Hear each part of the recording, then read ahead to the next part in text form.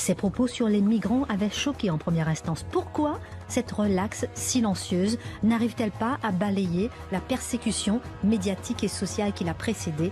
L'édito de Mathieu Bocoté. 2021, on parlait beaucoup de génération identitaire.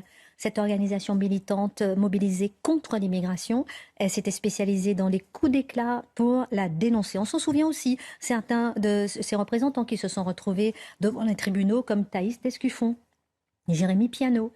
Mais hier, on apprenait que les deux ont été relaxés. Relax, chut, discrète.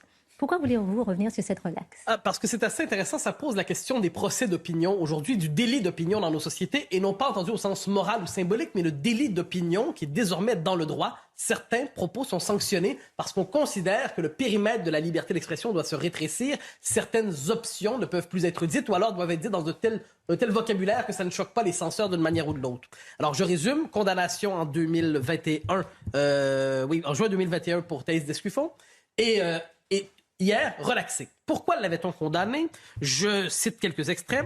Je la cite. Alors que le préfet annonçait de fortes mesures au col du Portillon, on peut tout à fait traverser à pied sans aucun contrôle quand on est un migrant. Il est absolument scandaleux qu'un tel danger soit pris à ce point à la légère par la préfecture, alors qu'elle-même avait justifié la fermeture du col à cause du risque terroriste et migratoire. Et là, ça se développe un peu. Alors, qu'est-ce qu'elle nous dit? À l'époque, elle avait été condamnée pour ça, pour injure publique. D'autres disaient condamnation pour la haine raciale, c'était nécessaire aussi. Mais c'était injure publique. Donc, qu'est-ce qu'on nous dit? C'est que la critique, quelquefois avec un vocabulaire musclé, j'aurais pu lire au complet, mais le temps nous manque, la critique avec un vocabulaire musclé de l'immigration massive passe aujourd'hui pour du discours haineux. Et qu'est-ce qu'on a vu? Là, elle a été relaxée, cela dit. Elle a été relaxée, certes. Donc, il y avait une condamnation à l'origine de 4 000 € et 4 mois de prison avec sursis.